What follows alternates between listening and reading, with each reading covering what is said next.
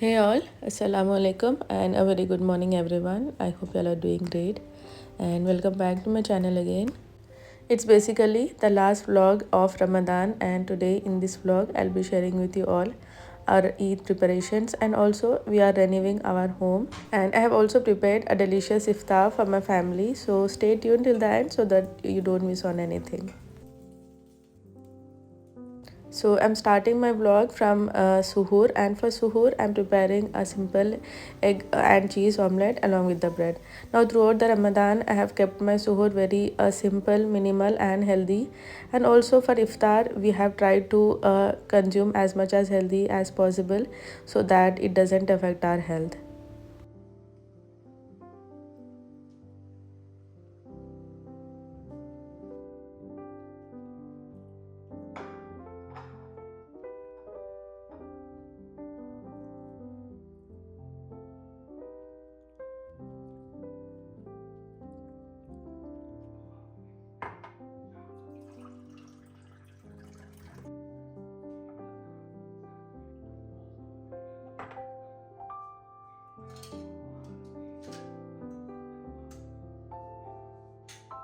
Now, after finishing Sahari, I did a bit of kitchen cleaning. I drank a full glass of water and then came to recite the Quran.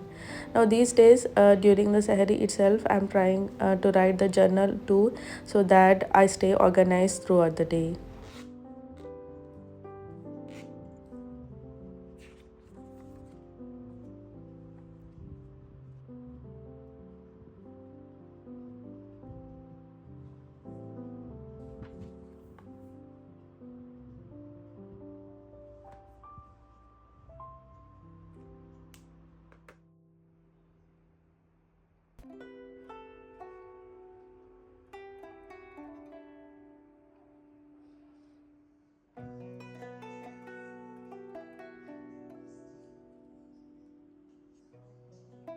Now, a day before, my sister in law and brother in law came and they bought this beautiful bouquet of flowers. So, I'm keeping them in a flower vase so that the flowers stay fresh.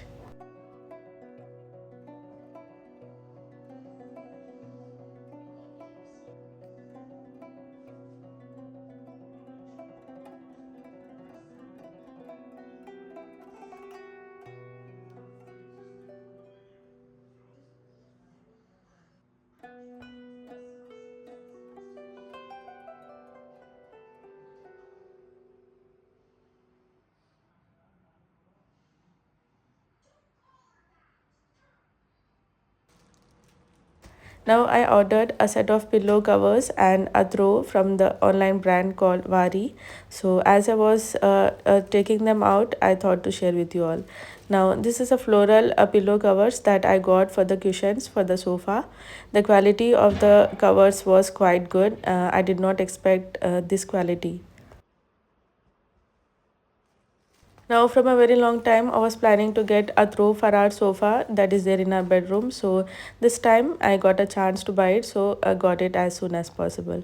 Now, I must say that I was very much amazed by the quality of the throw, as it was made of pure woolen and it was very soft material. Now, I got these cushions a very long bag from IKEA.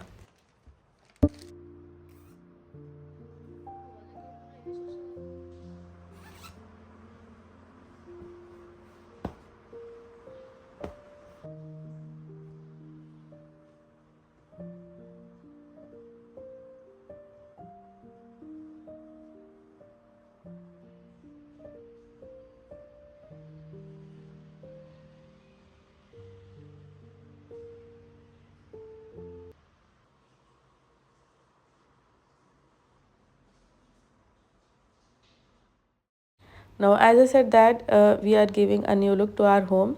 So the main areas that we are redoing is this lobby area, the kids' bedroom and my mother-in-law's room.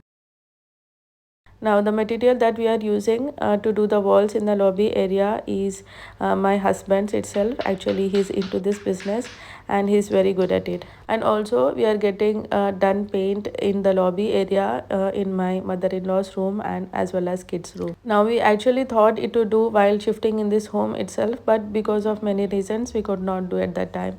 Now what could be the better time before Eid? So it will be finished before the Eid, but I'll share the complete video of it after the Eid. While the work is going on, here I am preparing the Shahi tukra, for which I have put the milk to boil so that we can make rabdi out of it. On the other hand, to prepare the shira, here in a pot I have added 1.5 glass of water, in which I have added half glass of sugar along with some yellow food color and some saffron stands. Now you can increase the quantity of the sugar, but we consume a less amount of sugar, so I have added less. Now I'll allow the shira to cook for at least 10 minutes. We don't have to thicken it, but just we have to wait until the sugar dissolves into the water, then we will switch off the flame. Now when the milk comes to the boiling point, at this stage I'll add few strands of saffron along with some elaichi powder, half tin of condensed milk and some sugar. After adding everything, I'll mix it nicely and I'll allow the milk to cook until it reduces to the half of its quantity and it attains the texture of the rabdi. Now here the shira has cooked nicely. At this stage I'll switch off the flame and allow it to cool down a bit.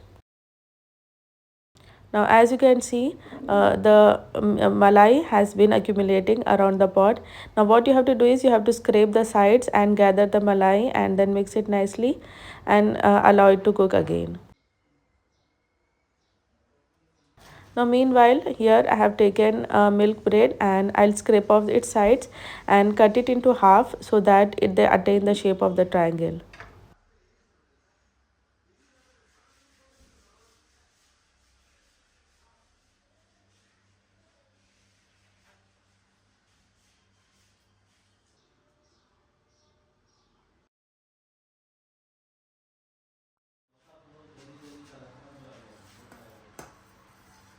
As you can see, the milk has reduced in its quantity. At this stage, I'll add this malai into it. Now it's optional, you can skip it too. I got this malai from a dairy store nearby. Now after adding it, I'll mix it a bit, then allow it to cook for 5 minutes. Then I'll switch off the flame.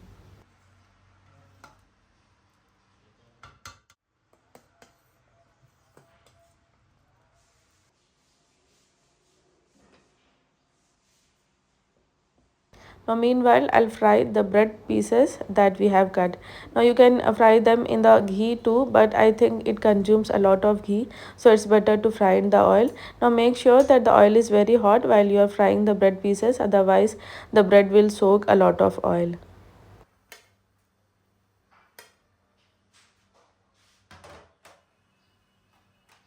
So in this way, you have to fry all the bread pieces and keep it aside until you assemble them all at one place.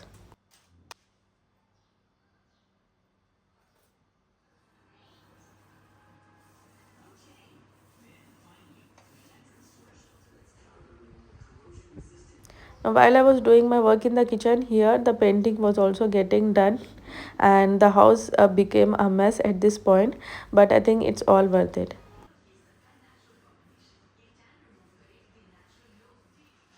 Now here I'll dip the bread pieces one by one into the prepared shira and I'll take them out from the shira and then assemble them in a tray.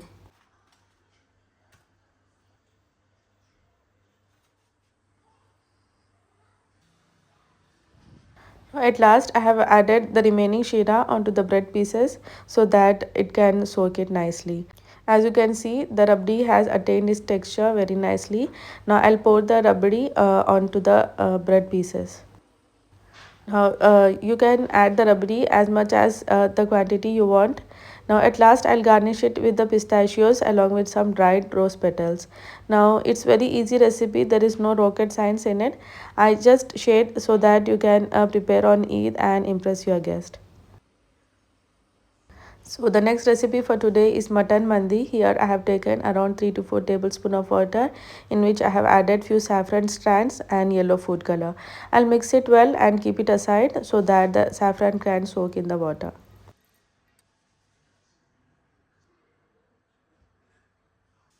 Now here I have taken the spices such as red chili powder, turmeric powder, salt, black pepper powder and zira powder. In this I'll add around 2 to 3 tablespoons of vinegar and 4 tablespoons of olive oil along with 2 tablespoons of lemon juice. I will now add the prepared saffron water and mix everything very nicely.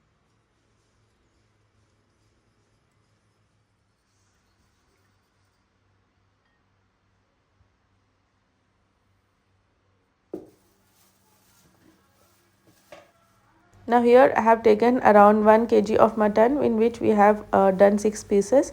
Now you can take a whole lamb leg also, but I prefer in this way so that kids can also eat it nicely.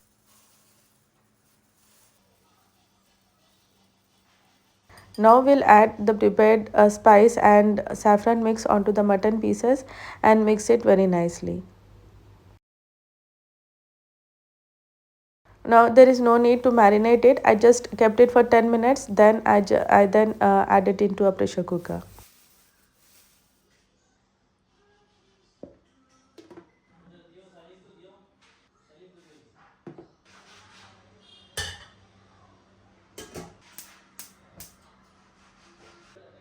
Now here I have taken a pressure cooker in which I have added around 2 tablespoons of ghee along with 4 tablespoons of oil. In this I'll add the garam masala such as 1 teaspoon of shazira, 2 pods of cardamom, 3 to 4 whole black pepper powder and 2 bay leaves. After cooking them for a while, I'll then add 1 roughly chopped onion. I'll cook the onion until it starts turning brown in color and then add the mutton pieces one by one.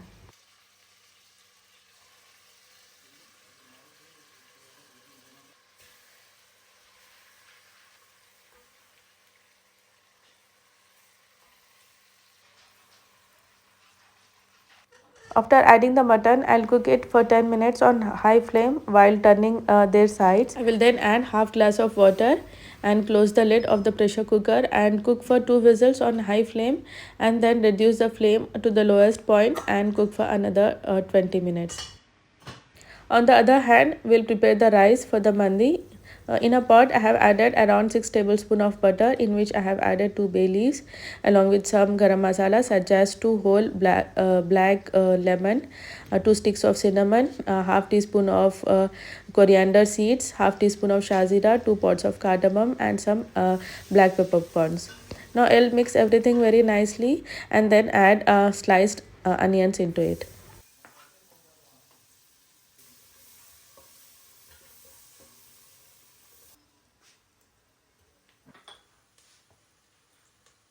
I also added 2 slit green chilies and salt into the onions. I'll mix it for a while, then add the water.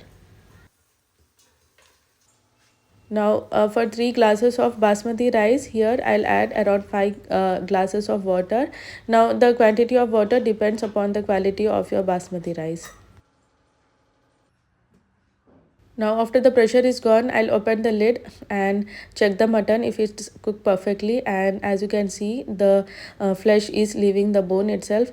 Now what I do is I'll switch on the flame again and I'll take out this extra water from the mutton. You can have it as a soup and give it to your kids. I will again close the lid and cook until the water is dried a bit. Meanwhile, the water for the rice has come to the boiling point. At this stage, I'll add the soaked basmati rice into it and I'll give it a good mix and then close the lid and cook until the water begins to dry. Now, as you can see, the water in the mutton has begun to get dry. At this stage, I'll switch off the flame and I'll keep it aside until I dish it out in a plate. Now, meanwhile, I'll also fry some dry fruits for garnishing onto the mandi.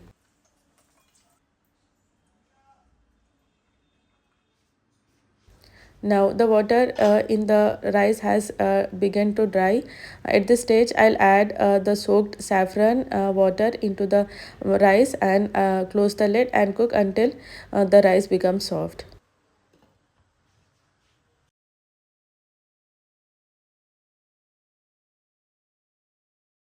Now as you can see, the rice has cooked nicely. I'll just give it a mix so that the rice doesn't stick to each other. I will now dish out the mandi.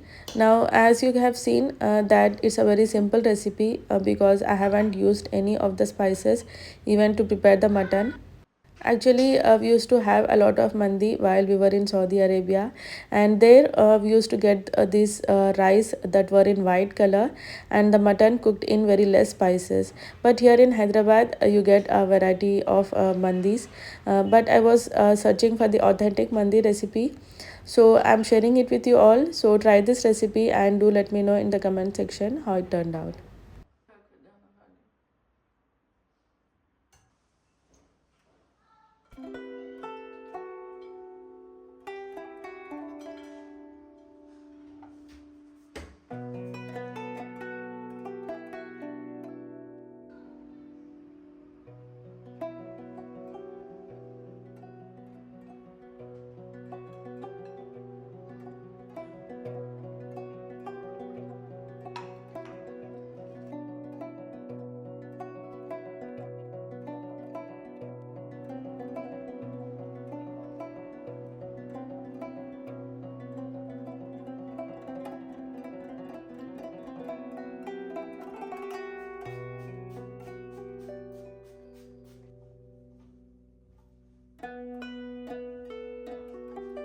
Now, after having a delicious dinner, it was a time to clean the kitchen. So I cleaned the kitchen nicely and then enjoyed the dessert that I prepared.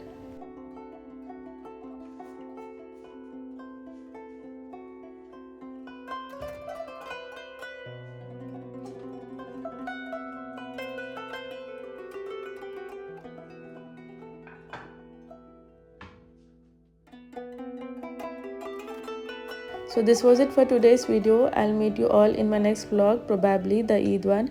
Now if you want me to make the Eid vlog in Urdu, please do let me know in the comment section so that I can get idea and make a vlog in Urdu for Eid.